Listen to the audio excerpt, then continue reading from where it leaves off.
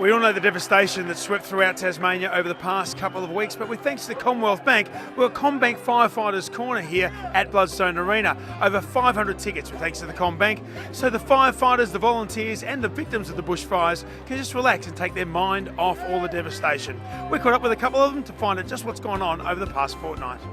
Can you tell us a little bit about the events over the last couple of weeks? Yeah, devastating fires down at Dunalley. It affected a good portion of the town, but also burnt down our fantastic little school, 128 years old.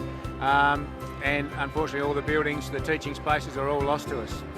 How many students go to Dunalley? Got 130 kids at Dunalley, and the nice thing about it, despite the fires affecting quite a few families, we'll have about 125 kids showing up on day one. That's amazing. How can that happen? How can all of a sudden you lose all your buildings and then all the children can still go to school and a couple of weeks later? It's pretty good. We've actually only had 8 families directly affected by the fires at the school. A lot of those people have already found accommodation in the district, and so they're keen to be back on day one. How does it feel being part of the community and what's the spirit like in the town? The spirit of the town's absolutely fantastic. In fact, despite the buildings of the school gone, it's a loss, yes, but it's the spirit that's in that school and in that community, the thing that'll keep it going, and the school's a really big part of that. So the fact that we've got temporary buildings already on site and we're looking for a start on February 5th is a really big part of maintaining the spirit in the community. How proud are you of you, your crew and your community and the whole spirit amongst the Tasmanians? Look, just right across the board, as a chief officer, I couldn't be prouder of the way everyone's performed and made the whole effort work.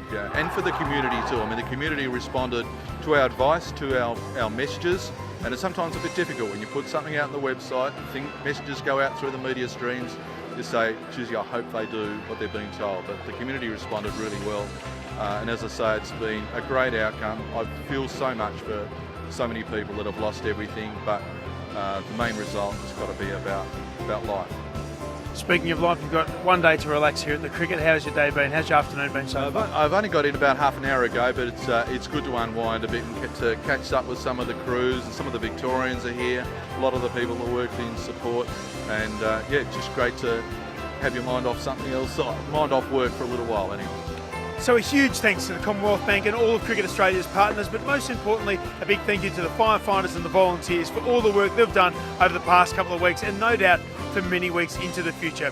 You can help out as well. Go to cricket.com.au/bushfire appeal. So many items you can bid on, but most importantly, you can support a community trying to get back on their feet.